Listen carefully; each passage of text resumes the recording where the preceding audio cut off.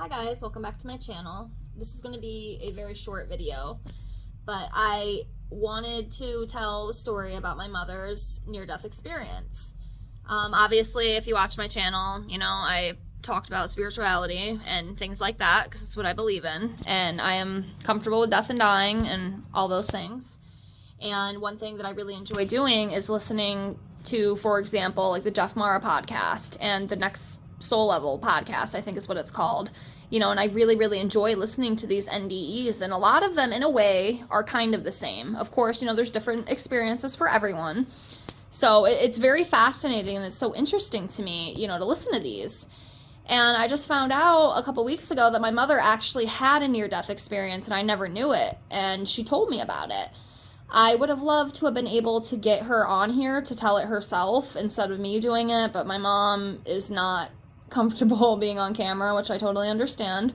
So I figured I would tell it. She gave me permission to. It's nothing really crazy. I mean, it's pretty short and it's pretty basic, but it just goes to show, you know, it is kind of similar to a lot of the ones that I've heard before. So when she was about 24 or 25, she had went down to Florida with my father, and she ended up having some sort of like gallbladder attack or something happened with her gallbladder, and it was so bad she had to go to the emergency room. Well, whatever had happened or ruptured in her, she died on the table when she went in for surgery. The doctors couldn't even figure out like how she could even walk into the hospital because like it was bad. Like something like ruptured, something with the gallbladder. I'm not exactly sure what it was, but it was something with the gallbladder. But anyways, when they were trying to operate on her, she died on the table. And she told me when she died, all of the sudden she was like up, like floating, and she could see her body.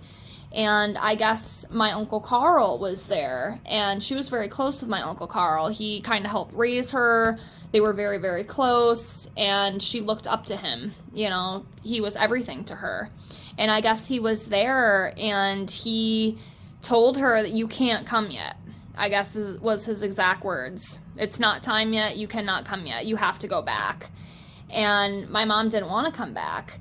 She said it was the most beautiful, loving peace that she's ever experienced in her whole life. And she said that she really did not want to go back. She kind of, you know, talked to him. He didn't say anything else. That's all he said is, no, you just can't come right now. It's not time. It's not your time yet. So she did end up going back into her body, and she said when she woke up, it was the most painfulest thing she ever felt.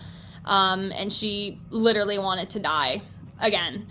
But yeah, I just thought that was so interesting because a lot of the stories that I hear, a lot of them say the same thing. They say that like they felt this just everlasting, beautiful love that they've never felt before. It's just this undeniable peace, and it's the most beautifulest thing ever.